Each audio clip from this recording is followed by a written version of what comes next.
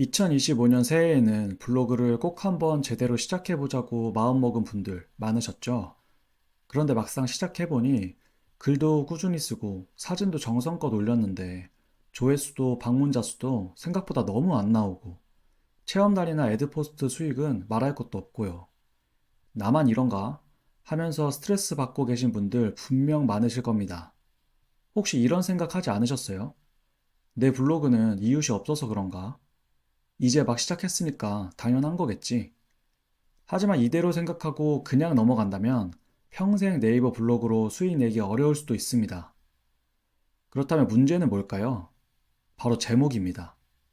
이번 영상에서는 블로그 방문자 수의 핵심이 되는 제목 짓는 방법을 단계별로 알려드릴게요.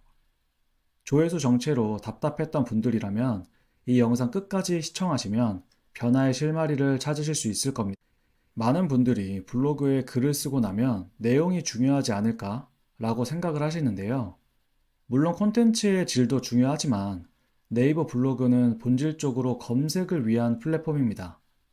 즉 누군가가 검색창에 키워드를 입력했을 때 어떤 글이 상단에 뜨는지가 블로그 유입의 핵심이라는 거죠. 그런데 이 검색 결과에 가장 큰 영향을 주는 요소는 바로 제목입니다. 네이버는 텍스트 기반 알고리즘을 사용하기 때문에 포스팅의 제목 안에 어떤 키워드가 포함되어 있느냐가 그 글이 검색 결과에 노출될 수 있을지를 결정짓는 매우 중요한 기준이 됩니다. 아무리 정성 들여 좋은 글을 썼다고 해도 제목에 검색어가 포함되어 있지 않으면 사람들은 그 글을 찾을 수조차 없다는 것이죠. 그래서 방문자들이 늘지 않고 있다면 먼저 글 내용이 아니라 제목부터 바꿔봐야 하는 이유가 바로 여기에 있습니다. 블로그 제목을 쓸 때는 단순히 예쁘고 감성적인 문장을 만들기보다 네이버 검색 알고리즘에 맞춰 검색 최적화된 제목을 쓰는 것이 훨씬 중요합니다. 지금부터 제목 작성 시 꼭 지켜야 할 5가지 원칙을 알려드릴게요. 첫 번째, 메인 키워드는 제목의 앞쪽에 배치하기.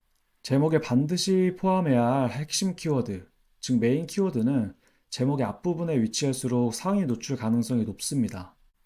왜냐하면 네이버는 제목을 분석할 때 앞쪽 단어에 더 높은 가중치를 부여하거든요. 같은 키워드가 들어 있어도 앞에 있느냐 뒤에 있느냐에 따라 노출 순위가 달라질 수 있습니다. 예를 들어 강남역 치과라는 메인 키워드로 제목을 작성할 때 진료 잘하는 강남역 치과보다는 강남역 치과 진료 후기처럼 메인 키워드를 앞에 위치시키는 게 더 노출 확률에 유리합니다. 두 번째는 서브 키워드 남발은 금지, 되도록 1개, 최대 2개 사용하기인데요. 서브 키워드란 메인 키워드를 보완해 부가적인 검색 유입을 기대하는 키워드예요. 예를 들어 강남역 치과가 메인 키워드라면 치아 미백, 스케일링, 진료비 이런 것들이 서브 키워드가 될 수 있는데요. 그런데 초보 블로거 분들이 자주 하는 실수가 메인 서브를 구분하지 않고 여러 키워드를 한 제목에 넣는 것입니다. 이렇게 하면 제목이 산만해지고 알고리즘이 글의 주제를 정확히 파악하지 못해요. 그래서 서브 키워드를 남발하는 건 검색 노출 확률을 방해하는 것이기 때문에 필요하다면 1~2개만 넣는 걸 추천드립니다. 세 번째는 특수 문자는 최대한 줄이기입니다. 예쁜 제목을 만들고 싶어서 이런 특수 문자를 쓰는 경우가 많지만 특수 문자는 상위 노출에는 전혀 도움이 되지 않습니다. 그 이유는 검색어로 인식되지 않기 때문에 검색 유입에 무관하고 제목 자릿수만 차지해서 중요한 키워드가 잘릴 위험이 있으며 과하게 쓰면 광고성 느낌이 나서 글의 신뢰도를 떨어뜨릴 수 있어요.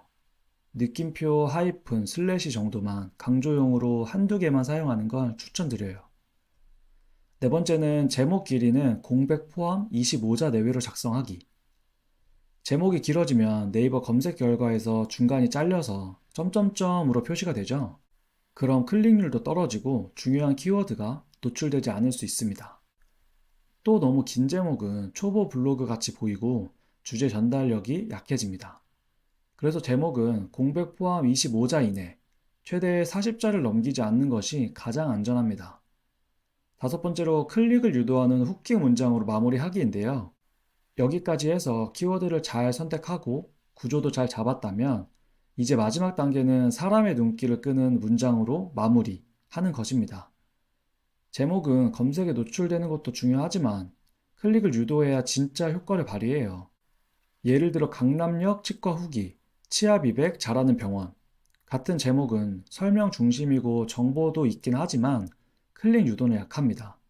만약에 강남역 치과 솔직 후기, 치아 비백 100% 재방문 이렇게 바꾼다면 길이도 적당하면서 호기심도 유발해 클릭 유도를 높일 수 있습니다.